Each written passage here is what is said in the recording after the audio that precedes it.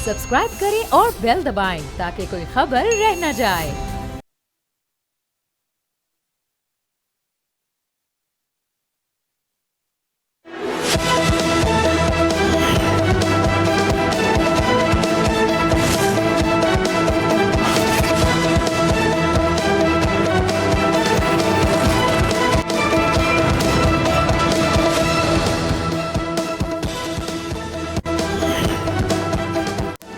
अस्सलाम वालेकुम, प्रोग्राम में खुश आमदीद। मैं हूँ अब्सा कोमल और आप देख रहे हैं प्रोग्राम पॉलिसी पॉइंट। पिछली एक दहाई से मुख्तलिफ टीवी स्क्रीन्स पर आपसे मुलाकात होती रही और आज से हमने इस प्रोग्राम पॉलिसी पॉइंट का आगाज़ किया है बोल न्यूज़ पर, और हमारी पूरी कोशिश होगी कि इस एक घंटे में तमाम दिन की अहम भर जो खबरें हैं वो हम आप तक पहुँचा सकें। पहले हम बात करेंगे पाक भारत कशीदगी के दौरान मोदी हुकूमत की जो गलत फैसला साजी थी और कमज़ोर बयानिया था, उस पर अब भारत में अवामी और सियासी सतह पर उनके लिए काफ़ी मुश्किलात खड़ी हो चुकी हैं। भारतीय वज़ीर ख़ारजा जयशंकर, जिनकी तैनाती पर भारतीय मीडिया ने उन्हें मोदी की काबीना का सुपरस्टार करार दिया था, उनके पाकिस्तान पर मिसाइल हमले से मुतालिक हालिया बयान ने भारत में एक हलचल मचा दी है। जयशंकर ने यह दावा किया कि मिसाइल हमले से कबल हमने पाकिस्तान को आगाह कर दिया था, मगर पाकिस्तान के नायब वज़ीर आज़म और वज़ीर ख़ारजा इसहाक डार ने उनके इस बयान को यकसर मुस्तरद कर दिया है। दूसरी तरफ भारत के अपोजिशन लीडर और राहुल गांधी की तरफ से भी एक बड़ा सख्त रद्द-ए-अमल सामने आ रहा है। उन्होंने इस भारतीय वज़ीर ख़ारजा जयशंकर के इस बयान को मुस्तरद कर दिया और वो मुसलसल उनकी तरफ से ये सवालात उठाए जा रहे हैं कि पाकिस्तान को हमले से पहले आगाह करके हमने कितने तैयारे खोए। उनके अपोजिशन लीडर की तरफ से ये भी कहा जा रहा है कि ये गलती नहीं है बल्कि एक जुर्म है और भारतीय अवाम सच जानना चाहते हैं। हालिया पाक भारत कशीदगी के दौरान पाकिस्तान ने अपनी दिफाई सलाहियत को तो नाजरीन मौसर अंदाज में इस्तेमाल किया ही, मगर सफारती महाज पर भी हमने देखा कि बेहतरीन काम किया गया। पहलगाम हमले के बाद भारत ने पाकिस्तान पर जो इल्ज़ामात लगाए, पाकिस्तान ने मौसर सफारतकारी की बदौलत ही बज़ाहिर ऐसा लगता है कि दुनिया के किसी भी मुल्क ने भारत के इन इल्ज़ामात की तायीद नहीं की। दोनों ममालिक को सीज़ फायर कहने का ही तलकीन की जाती रही। अब जो सफारती नाकामी है भारत की, उसकी खिफत को मिटाने के लिए उन्होंने एक इक़दाम यह किया कि भारतीय वज़ीर आज़म मोदी ने हुकूमत और अपोजिशन पर मुश्तमिल एक वफ्द तश्कील दिया है। इत्तलात है कि मुख्तलिफ वफूद है, लेकिन एक वफ्द जिसको अहमियत हासिल है उसके हवाले से अब हम देखते हैं कि उसके अंदर जिनको शामिल किया गया है इसकी सरबराही के लिए वो मोदी के सख्त नाक़िद यही शशि थरूर है। और इसके जवाब में पाकिस्तान से प्राइम मिनिस्टर शहबाज शरीफ ने भी एक हुकूमती इत्तेहाद पर मुश्तमिल एक वफ्द तश्कील दिया है, जिसमें सियासी रहनुमाओं के अलावा 2 साबिक सीनियर सफारतकार भी शामिल हैं। ये दुनिया के मुख्तलिफ कैपिटल्स में जाकर पाकिस्तान का मौक़िफ़ और भारत के इल्ज़ामात का एक जवाब पेश करेंगे। इस वफ्त में शामिल हैं सीनियर सियासतदान मुस्लिम लीग नून के सीनियर रहनुमा खुर्रम दस्तगीर साहब, जिन्होंने ये तजवीज़ दी है कि पाकिस्तान अब भारतीय रियासती दहशतगर्दी का मामला FATF financial action task force के सामने लेकर जाना चाहिए और ये बताना चाहिए कि भारत किस तरह से BLA और TTP की माली मुआवनत कर रहा है। प्रोग्राम के पहले हिस्से में हमारे साथ मौजूद हैं खुर्रम दस्तगीर साहब और उनसे हम बात करेंगे कि किस तरह पाकिस्तान का वफ्द पाकिस्तान का मुकदमा बैनुल अक़वामी सतह पर उठाएगा। खुर्रम साहब, आपका बहुत बहुत शुक्रिया, आप हमारे पहले प्रोग्राम के पहले मेहमान बने हैं, उसके लिए खुसूसी शुक्रिया आपका। आगाज़ में मैं आपसे जानना चाहूँगी, प्राइम मिनिस्टर साहब ने बिलावल साहब की सरबराही में जो वफ्द नामज़द किया, आप भी उसमें शामिल हैं, लेकिन दूसरी तरफ हम देखते हैं कि भारत के जो इल्ज़ामात पाकिस्तान पे हैं और बैनुल अक़वामी सतह तक पहुँचाने में भारत की साल की लॉबिंग उसके पीछे छुपी है। उनके सिफारतकार हों या फिर मुख्तलिफ लॉबीज़ के अंदर बैठ कर उनकी तरफ से उनका मौक़िफ़ सामने रखा जाना, किस तरीके से पाकिस्तान का वफ्द उस भारत की साल की मेहनत का मुकाबला करेगा पाकिस्तान का मौक़िफ़ सामने रखने के लिए? पहले तो मैं आपका शुक्रगुजार हूँ, आपने मुझे मदऊ किया और दुआ गो हूँ कि आपका शो जो है ये कामयाब रहे और आप अपने नाज़रीन के सामने जो है वो सच और उसको दुरुस्त तनाज़ुर में इंशाअल्लाह पेश कर सकें। देखिए हमारे सामने चैलेंज बड़ा वाज़ेह है कि हमने हिंदुस्तान को दुनिया के सामने बतौर एक गासिब रियासत, एक गैर जिम्मेदार रियासत और एक बदमाश रियासत के तौर पे बेनकाब करना है। और उसमें पहला हिस्सा जो है वो ऑफकोर्स ये है कि किस तरह हिंदुस्तान ने जो है पाकिस्तान में आपने जिक्र भी किया दहशतगर्दी की वो फाइनेंसिंग करते हैं, उसकी पुष्ट पनाही करते हैं, लेकिन साथ ही उन्होंने ये भी इतराफ़ किया है कि पाकिस्तान के अंदर एक असैसिनेशन यानी किराए के कत्ल की कैंपेन भी चला रहे हैं, जो उनकी नज़र में समझते हैं कि जिन लोगों ने हिंदुस्तान को नुकसान पहुंचाया। तो ये 2 बड़े संजीदा मामलात हैं जो ऑलरेडी कनाडा में और अमेरिका में उठ चुके हैं। कनाडा के वज़ीर आज़म जस्टिन ट्रूडो ऑन रिकॉर्ड हैं हिंदुस्तान को बतौर एक दहशतगर्द रियासत के कहते हुए। ये सारा मामला जो है जो आपने ये भी जिक्र किया कि फाटप के साथ जुड़ा हुआ है कि हमें ये जो पूरा एक अपना केस है ये भी दुनिया के सामने रखना है कि पाकिस्तान दहशतगर्द नहीं है, हिंदुस्तान दहशतगर्द है। दूसरा जो इशू है इसके साथ जुड़ा हुआ वो ये है कि हमें जो हिंदुस्तान की आबी जारहियत है, अगर पानी को बतौर एक हथियार के इस्तेमाल करना जो है वो बैनुल-अक़वामी दुनिया में अनहर्ड ऑफ, इनसे पहले बड़ी कम मिसालें हैं। सिर्फ हिंदुस्तान ने 1948 में पाकिस्तान का पानी बंद किया था, जिसके नतीजे में फिर 12 साल लगे और इंडस वाटर ट्रीटी हुई।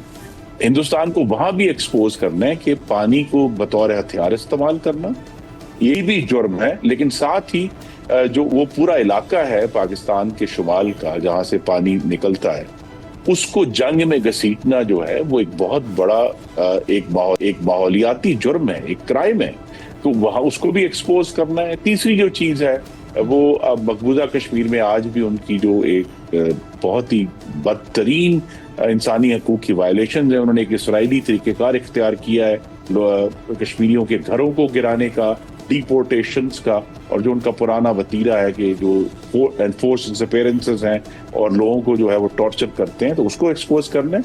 चौथी चीज जिसका बराह रास्त मार्का हक से ताल्लुक है कि हिंदुस्तान जो इल्जाम पाकिस्तान पे लगा रहा है वो खुद उसका मुजरिम है कि उन्होंने इस मार्के में ballistic missile, surface to surface ballistic missile इस्तेमाल किए हैं जो कि न्यूक्लियर वॉरहेड्स ले जाने के भी काम आते हैं जी।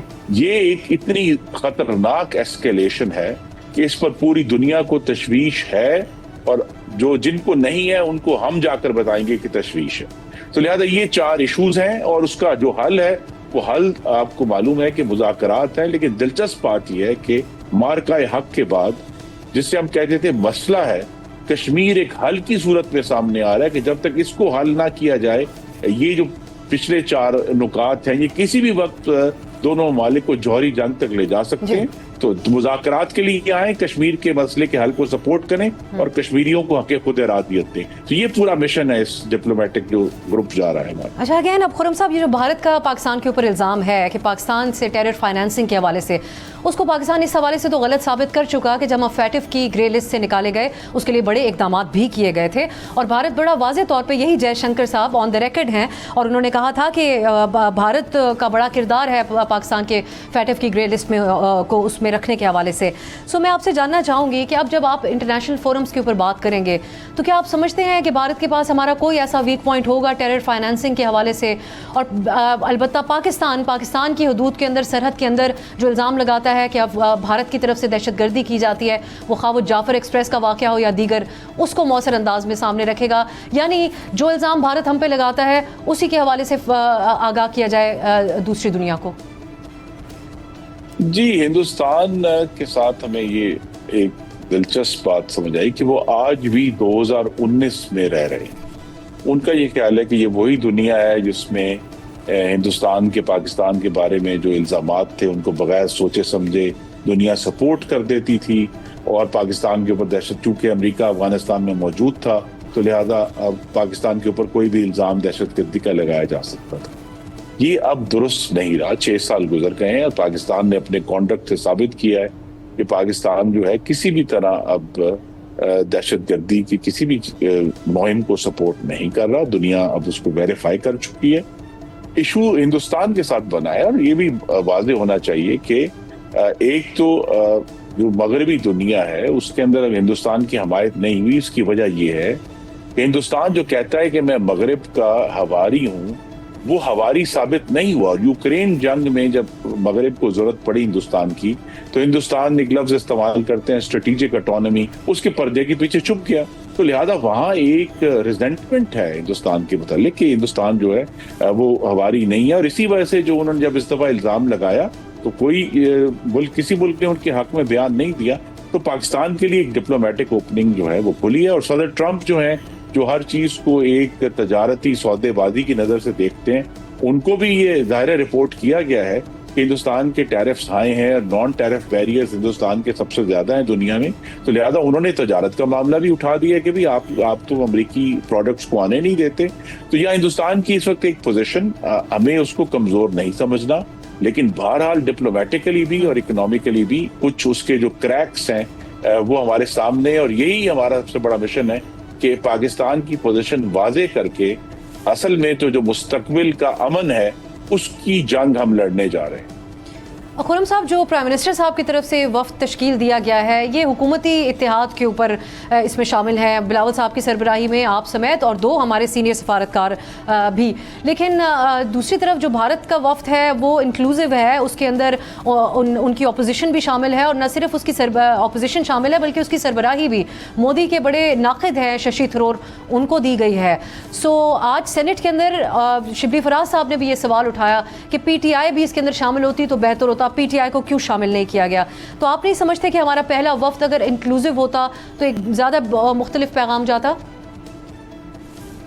جی، بیرون ملک دورے کے لیے تو تیار ہیں، لیکن اپنے ملک میں D G I S P R کی بریفنگ کے لیے تیار نہیں ہے پی ٹی آئی۔ یہ بڑی دلچسپ بات ہے، 4 مئی کو جو بریفنگ ہوئی اس میں وہ نہیں آئے، ان کو دعوت دی گئی تھی، وزیر اعظم نے انہیں کھانے پر بلایا، یہ نہیں آئے۔ تو لہذا جہاں تو ان کی مرضی ہے، جہاں ان کے سیاسی مفادات ہیں، وہ سمجھتے ہیں کہ جی ہم نہیں آئیں گے، اور ان کا یہ بھی خیال ہے کہ انہوں نے 3 سال جو افواج پاکستان کے خلاف ایک انتہائی زہریلی مہم چلائی ہے جس میں ہر قسم کے الفاظ استعمال کیے گئے ہیں، 1971 کی یاد کیا وہ یکمشت بھلا دیے جائیں۔ لیکن میں پھر یہ کہوں گا کہ یہ جو وفد وزیر اعظم نے تشکیل دیا ہے یہ ایکسپرٹس کا وفد ہے، اس کے اندر 4 وزرائے خارجہ شامل ہیں، 2 فارن سیکرٹریز شامل ہیں، تو لہذا یہ تو ابھی ایک پاکستان کا جو ہے نا کہتے ہیں نا اوپننگ شاٹ ہے، اس کے نتیجے میں جب ہمیں یہ انشاءاللہ جب وفد اپنا کام مکمل کر لے گا اس سے جو نتائج حاصل ہوں گے اس کے بعد پھر 5 سے 6 ہندوستان نے 7 ایسے وفد بنائے ہیں، تو 6 جو پارلیمانی وفود ہیں وہ بھیجے جائیں گے جن کے اندر اپوزیشن کی نمائندگی ہو۔ ٹھیک ہے، اب اپوزیشن میں سے بھی ایک انتخاب کیا پی ٹی آئی کا کیا جائے گا؟ یعنی میں خرم صاحب اس سارے تناظر میں ایک دوبارہ سے جو پی ٹی آئی بالکل کیا جائے گا، ہمیں اس میں اعتراض نہیں ہے، لیکن میں پھر کہوں گا کہ جب مارکہ حق کے دوران ان کی ضرورت تھی یہ نہیں آئے، اب بیرون ملک دورے کے لیے آ گئے۔ ویری کوئکلی خرم صاحب آخر میں، کیونکہ قیاس آرائی اس کے بعد ہر طرح کی ہوتی ہے، پرائم منسٹر صاحب نے بھی قومی یکجہتی کے لیے تعریف کی سب کی، D G I S P R نے یہاں تک کہا کہ تمام اکراس دا بورڈ تمام پولیٹیکل پارٹیز نے ایک قوم ہونے کا ثبوت دیا۔ آپ سے میں جاننا چاہوں گی کہ اب یہ جو قومی یکجہتی ہے اس کو برقرار رکھنے کے لیے قیاس آرائی ہر طرح کی ہے کہ عمران خان سے حکومت یا ریاست بات کرنا چاہتی ہے، تو ان میں سے کوئی حقیقت ہے اس بات میں؟ آپ اپنی جماعت کی طرف سے کیا اس کا موقف دے سکتے ہیں اس پہ؟ جی بالکل حقیقت نہیں ہے، مذاکرات کی میز سے پی ٹی آئی اٹھ کر گئی تھی، ہم آج بھی میز پر بیٹھے ہیں، اور پاکستان کے عوام کی فلاح کے لیے اگر کوئی بھی یہ بات کرنا چاہتے ہیں تو ہم مذاکرات کے لیے تیار ہیں، لیکن یہ پاکستان کے عوام کی فلاح کی، ان کی بہتری کی، یا 12 سال سے خیبر پختونخوا میں ان کی حکومت ہے، وہاں کے لوگوں کی فلاح کی تو بات ہی نہیں کرنا چاہتے، یہ صرف اپنے سیاسی اقتدار کی اور اپنے بانی چیئرمین کی بات کرنا چاہتے ہیں۔ لیکن جو بھی ان کا ایجنڈا ہے اگر یہ سنجیدہ ہے تو ہم ان سے مذاکرات کے لیے تیار ہیں۔ بہت بہت شکریہ خرم دستگیر صاحب آپ کے قیمتی وقت، اور ہم دعا گو ہیں پاکستان کا یہ وفد کامیاب ہو، تمام فیکچوئل ڈیٹیلز۔ ایک خلا تھا سفارتی لحاظ کے اوپر، بین الاقوامی لحاظ کے اوپر، جہاں پر بھارت اپنا پروپیگنڈا اور بیانیہ لے کر جاتا تھا، اور اس بار پاکستان کا ایک اعلیٰ سطح کا وفد جا رہا ہے، اس سے بہت سی امیدیں ہیں کہ وہ پاکستان کے اصل حقائق دنیا کے سامنے رکھے گا۔ پروگرام میں بھی وقت ہوا ایک بریک کا۔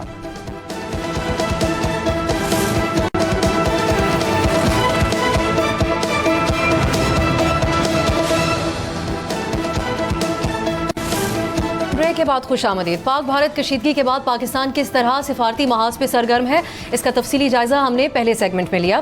اب پروگرام کے اس حصے میں ہم بات کریں گے دفاعی اعتبار سے، اور یہ ڈسکس کریں گے کہ پاکستان نے اس کشیدگی میں جدید ٹیکنالوجی کا کس انداز میں استعمال کر کے بھارت اور دنیا کو سرپرائز کیا، لیکن اس کے ساتھ ہی اب سوال یہ بھی اٹھ رہا ہے کہ پاک بھارت کشیدگی کے بعد امریکی مداخلت سے جو سیز فائر ہوا وہ کب تک برقرار رہے گا۔ اس وقت اس قسم کی خبریں سامنے آ رہی ہیں کہ بھارت پاکستانی دریاؤں کا رخ موڑنے کے منصوبے پر کام کر رہا ہے، اور ساتھ ہی پاکستان قومی سلامتی کمیٹی کے اجلاس میں یہ بات بالکل واضح الفاظ میں کہہ چکا ہے کہ پاکستان کا پانی روکنے کا مطلب ایکٹ آف وار ہوگا، اور اس سلسلے میں پاکستان کسی بھی قسم کی کارروائی کرنے کا حق محفوظ رکھتا ہے۔ अगर इस कशीदगी के दौरान हम इंफॉर्मेशन वॉरफेयर की बात करें तो वजारत इत्तलात हो या फिर अफवाज पाकिस्तान का शोबा ताल्लुकात आमा, इन्होंने मौसर हिकमत अमली अपनाई और हमने देखा कि बैक वक्त मिलिट्री ऑपरेशंस और भारतीय मीडिया के प्रोपेगेंडा को मद्देनज़र रखते हुए जवाब दिया गया, उसको काउंटर किया गया, मुल्की और गैर मुल्की मीडिया को भी बर वक्त आगाह किया गया और इस पर काफ़ी दाद भी समेटी। पाकिस्तान की जो हिकमत अमली रही इसको मॉडर्न इंफॉर्मेशन वॉरफेयर के हवाले से एक बेहतरीन मिसाल करार दिया जा रहा है। पाकिस्तान की जो दिफाई हिकमत अमली है और मालूमात की तरसील, इन दोनों मौज़ूआत के ऊपर हम बात करेंगे। भारतीय मीडिया का रोल भी इस सारी सूरत हाल के अंदर बहुत मौजूद बहस बना रहा और आज हमने बहुत खुसूसी अपने पहले प्रोग्राम में दावत दी है खुसूसी मेहमान को।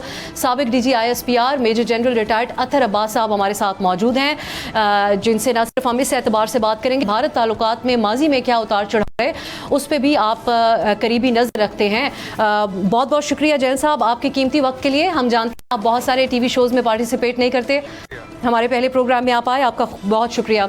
सबसे पहले तो मैं आपसे जानना चाहूँगी एक ओवरऑल व्यू आपका पाक भारत इस कशीदगी के हवाले से क्या रहा। एक बात तो ये मौजूद बहस रही कि पाकिस्तान अपनी दिफाई सलाहियत को एक बार फिर से बावर करवाने के लिए न सिर्फ भारत बल्कि दुनिया को कामयाब रहा कि पाकिस्तान पे अगर कोई भी हमला किया जाएगा उसका मौसर जवाब दिया जाएगा। एक और सवाल सबके जहनों में ये, और मैं चाहूँगी आप भी अपने जवाब में इसको एड्रेस करें, आपकी नज़र में भारत ने क्यों और कैसे पाकिस्तान की जो सलाहियत है जवाब देने की उसको मिसकैलकुलेट किया? जी, मेरा पाक इंडिया ट्रैक टू डिप्लोमेसी से बहुत गहरा ताल्लुक़ रहा है माजी में, और मैंने बड़ा बगौर जायज़ा लिया है जो हिकमत अमली उनकी उस ज़माने में थी और किस तरह वो तब्दील हुई है, और ख़ास तौर पे जो इस पे असरअंदाज हुई है BJP की हिकमत अमली और पॉलिसी मोदी गवर्नमेंट के आने से।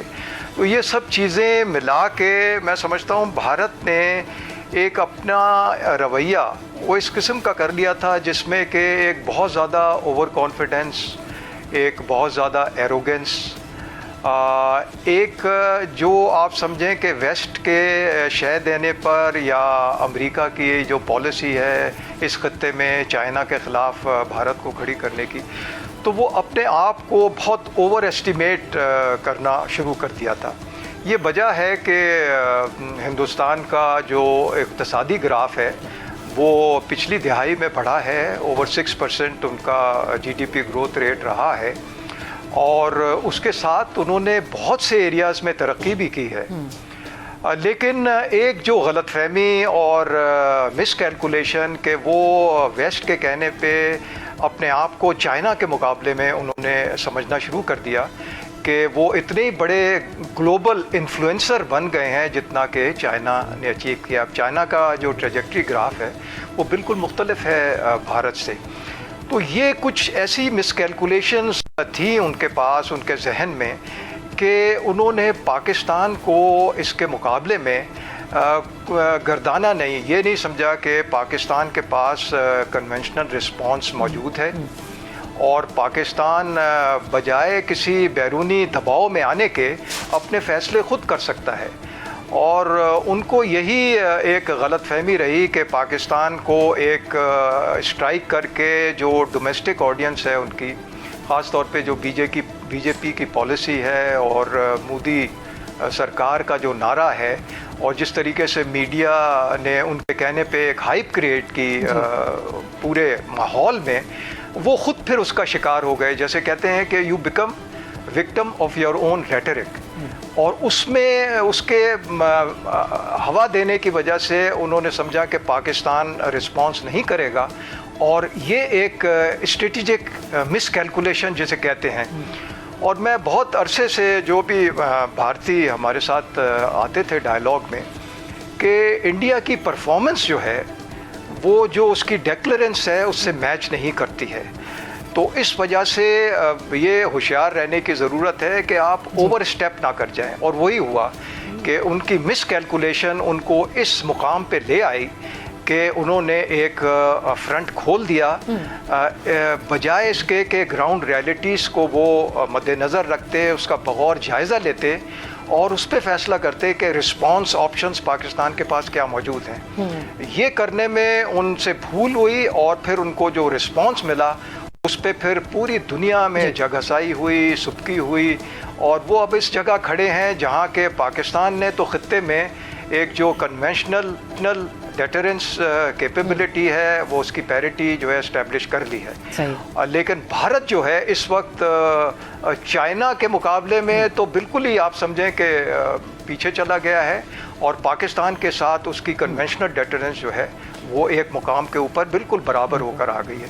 तो इस वजह से मैं समझता हूँ कि पाकिस्तान की इसमें बहुत बड़ी फतेह है, कामयाबी है कि पाकिस्तान जिसको भारत किसी गिनती में नहीं ला रहा था और पूरी दुनिया को ये बावर कराने की कोशिश कर रहा था कि पाकिस्तान बहुत पीछे रह गया है, बहुत नीचे रह गया है और एक दहशतगर्द स्टेट है, इकोनॉमिक डूम्स डाउन है सिनारियो, वो सब चीज़ें जो है इस तनाज़े के बाद जो है दोबारा रीडिफाइंड हो गई हैं। अगर इस पे भी आप कमेंट करना चाहें कि चाइनीज़ टेक्नोलॉजी का जिस अंदाज में पाकिस्तान ने इस्तेमाल किया उसका भी एक चर्चा रहा और एक डिस्कशन के अंदर ग्लोबली वो आया, उस पर अगर आप कमेंट करना चाहें। और साथ ही हमने देखा कि दोनों तरफ से ड्रोन और मिसाइल टेक्नोलॉजीज़ का जो इस्तेमाल किया गया, इस पर जैन साहब आप क्या समझते हैं? एक वही आपको नज़र आता है जदीद जंगी तरीक़ाकार जो कुछ अर्सा पहले हमने यूक्रेन और रूस में भी इस्तेमाल होते हुए देखा?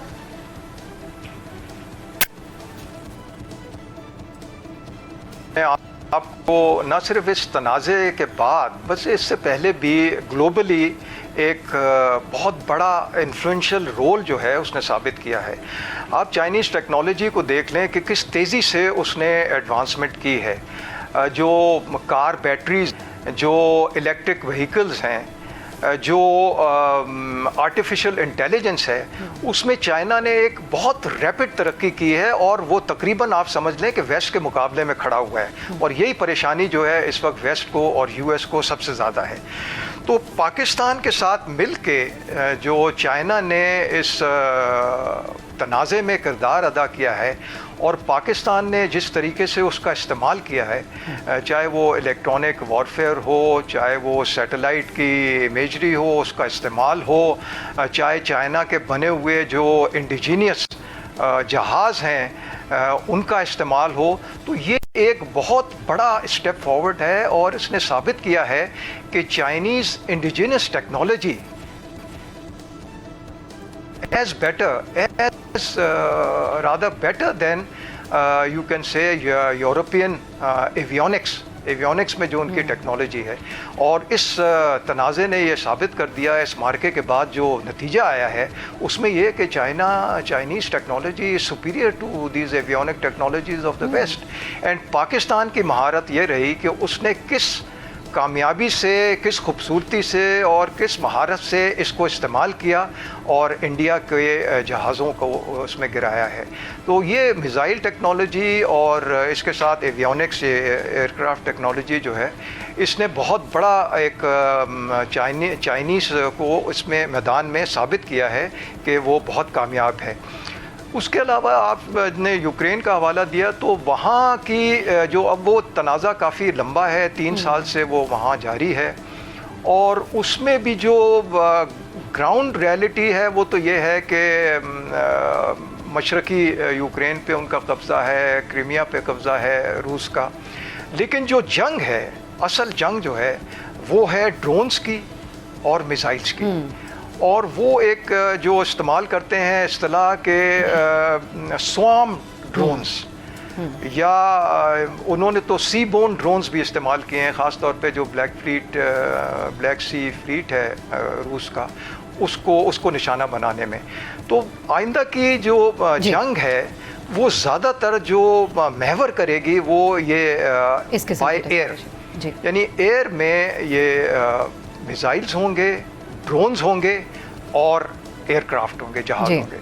तो इस वजह से जो लेसन वहाँ लर्न करने का है, पाकिस्तान अगर उससे सीखना चाहता है तो ये है कि ड्रोन्स वो स्वार्म करते हैं, 100-200 ड्रोन्स एकदम साथ अटैक कर रहे हैं। तो एयर डिफेंस सिस्टम जो होता है वो कितनों को गिराएगा उसके अंदर से, वो इसमें उनको खातिर खा कामयाबी हो रही है दोनों साइड्स को, रूस को भी हो रही है, रूस भी अटैक कर रहा है, और यूक्रेन को जो भी ड्रोन सप्लाई हो रहे हैं वेस्ट की तरफ से, अमेरिका की तरफ से, उनके वो जवाबी कार्रवाई उससे कर रहा है। एक और लिहाज से भी हमने कुछ जिद्दत देखी, और ये मुख्तलिफ सब्जेक्ट है लेकिन इत्तलात से मुतालिक है, आप इसमें भी इंटरेस्टेड होंगे। मुख्तलिफ ये आपने पाकिस्तान जब दहशत गर्दी के ख़िलाफ़ एक मुश्किल तरीन जंग लड़ रहा था तो उस वक्त कौम और दुनिया को उससे मुतला रखा, लेकिन आज हम देखते हैं कि हालिया दिनों के अपने चैलेंजेस हैं, एक सोशल मीडिया है और इंफॉर्मेशन जो है उसका फ़्लो बहुत तेज़ तरीन है। इसको जैन साहब आपने कैसा पाया जो जॉइंट प्रेस कॉन्फ्रेंसेस ISPR से हुई, फिर उसके बाद हमने देखा सोशल मीडिया और मेन स्ट्रीम मीडिया को न सिर्फ उसके अंदर एड्रेस किया गया बल्कि इंटरनेशनल मीडिया भी, और एक और एलिमेंट जो था वो तंज़ो मिज़ाह या एक जिसको हम कहते हैं सार्केज़म का भी एक थोड़ा बहुत एलिमेंट था, मौजूदा दौर के तकाज़ों को मद्देनज़र रखते हुए और सोशल मीडिया पे जो डिस्कोर्स है उसको मद्देनज़र रखते हुए। ये आपके लिए कितना मुख्तलिफ था इस बार जिस अंदाज में जिसको इंफॉर्मेशन वॉरफेयर भी कहा जा रहा है?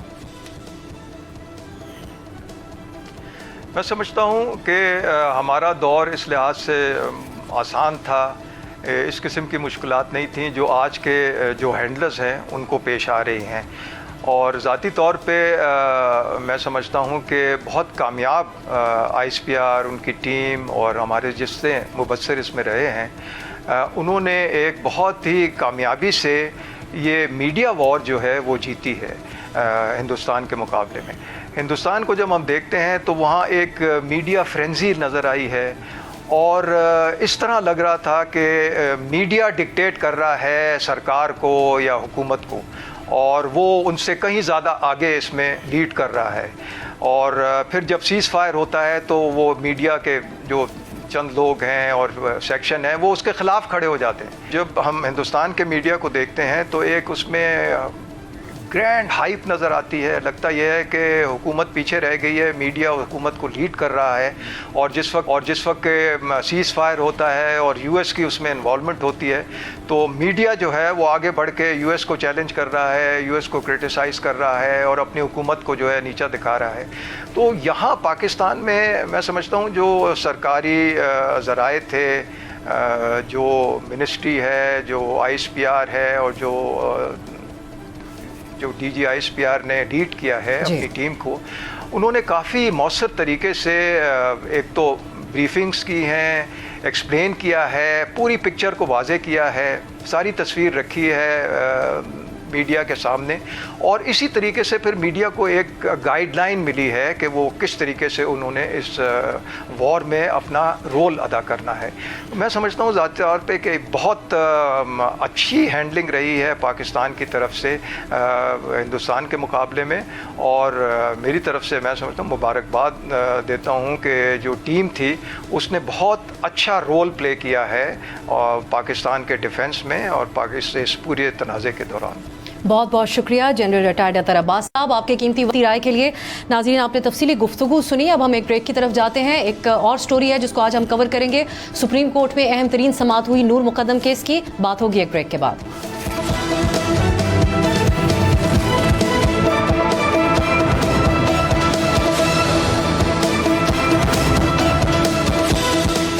ब्रेक के बाद खुश आमदेद। आज एक बार फिर नूर मुकद्दम केस मंजर आम पर आया है और सुप्रीम कोर्ट के 3 रुकनी बेंच ने, जिसमें जस्टिस हाशिम काकर सरबराही कर रहे थे, नूर मुकद्दम कत्ल केस की अपीलों पर अहम समाअत की। मुजरिम ज़ाहिर जाफ़र के वकील सलमान सफदर ने अपने दलाल में तीन उनकी तरफ से नुक्ते उठाए गए और कहा गया कि जाए वक़्वा पर मुलजिम का जो घर था उस पर शवाहिद पेश नहीं किए गए। पुलिस ने CCTV फुटेजेस के ऊपर अपना मुकम्मल इन्हिसार रखा और साथ ही ये भी कहा कि आले कत्ल पर मुलजिम के फिंगरप्रिंट्स मौजूद नहीं थे। ये 3 दलाइल मुलजिम के वकील की तरफ से पेश किए गए। जो इस बेंच के सरबराह जस्टिस हाशिम काकड़ है, उनकी तरफ से रिमार्क्स दिए गए कि वाक़े का कोई चश्मदीद गवाह नहीं और तमाम शवाहिद वाक़याती हैं। लोग 10-10 साल डेथ सेल में रहते हैं मगर अब ऐसा नहीं होगा। साथ ही उन्होंने ये भी कहा कि अगर रिलीफ बनता हुआ तो देंगे वरना शहीद कर देंगे। ये रिमार्क्स से आज जज साहब के। अब हम आपको नाज़रीन आपकी याद दहानी के लिए कहते हैं कि नूर मुकद्दम कत्ल केस का क्या पस मंज़र है ये केस सुप्रीम कोर्ट तक कैसे पहुंच गया। 20 जुलाई 2021 को ज़ाहिर जाफ़र ने नूर मुकद्दम को इस्लामाबाद में मौजूद अपनी रिहाइशगाह में कत्ल कर दिया। 21 जुलाई 2021 को इस्लामाबाद पुलिस ने ज़ाहिर जाफ़र को गिरफ्तार किया। 26 जुलाई को पुलिस ने दावा किया कि ज़ाहिर जाफ़र ने जुर्म का एतराफ़ कर लिया है।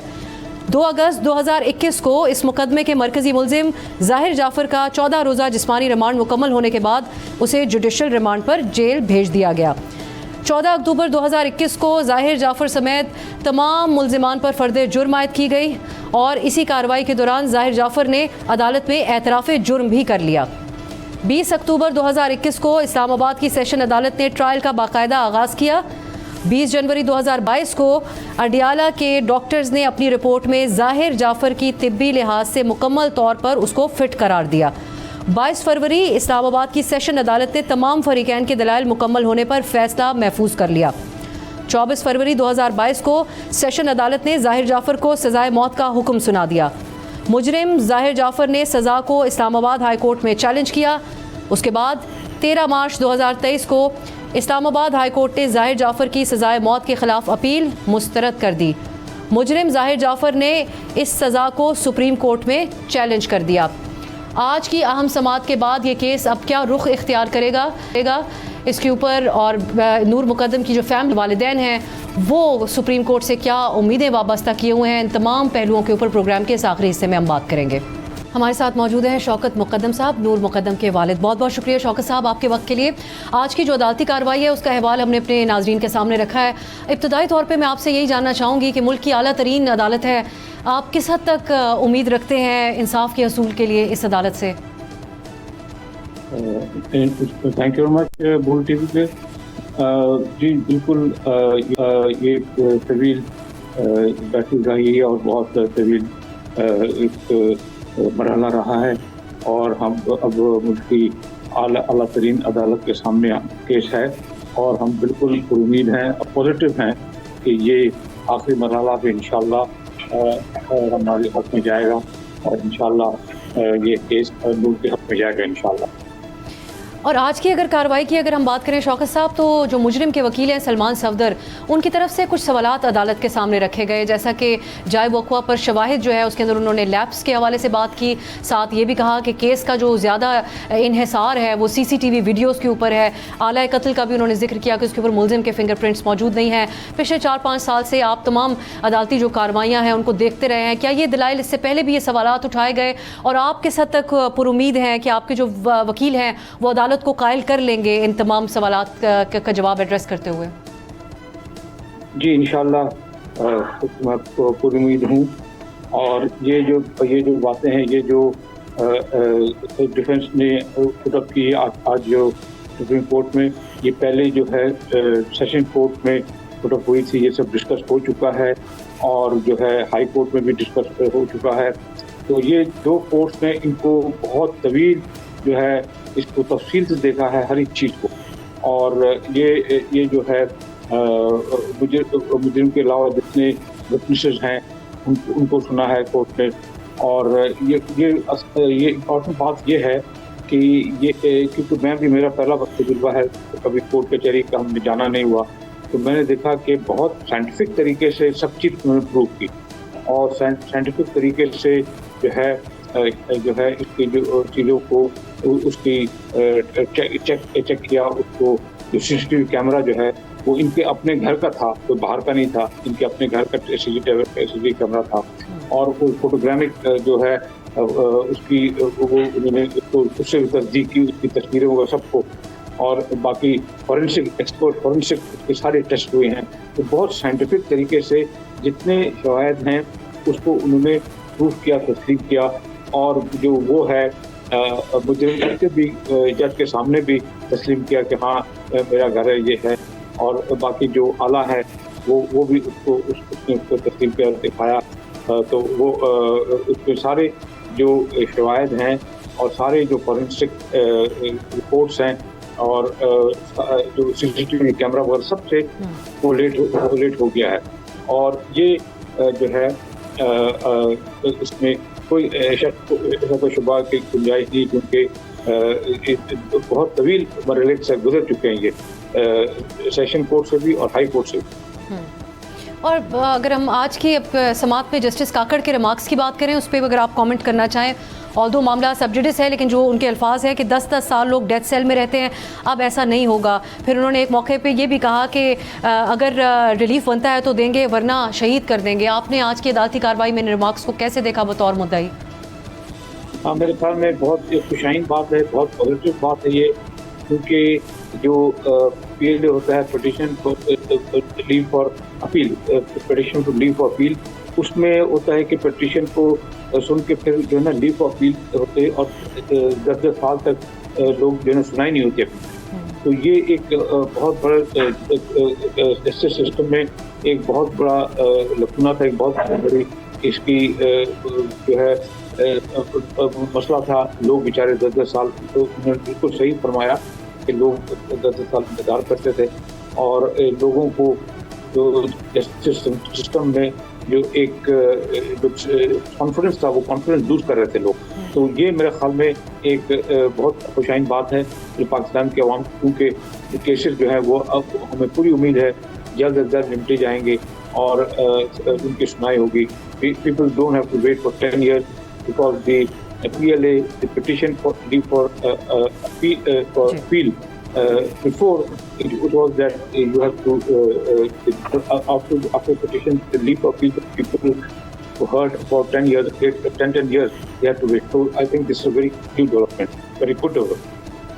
जी ठीक, बहुत बहुत शुक्रिया शौकत मुकद्दम साहब। आप पूरी कौम आपके लिए आपको मुकम्मल इंसाफ मिले और साथ ही जो आपकी जद्दोजहद रही पिछले 2021 से लेकर अभी जब हम बात करें 2025 तक, उसको भी उस जद्दोजहद को भी सलाम पेश करते हैं और दूसरों के लिए भी आप एक स्टैंडर्ड सेट कर रहे हैं और मुकम्मल तौर पे पुरुम्मीद हैं सुप्रीम कोर्ट से मुकम्मल इंसाफ के लिए। बहुत बहुत शुक्रिया शौकत मुकद्दम साहब हमारे साथ थे। नाज़रीन, प्रोग्राम देखने का शुक्रिया। इस मौजू के ऊपर हम फॉलो अप करते रहेंगे। आज के लिए इजाज़त दीजिए, खुदा हाफिज़।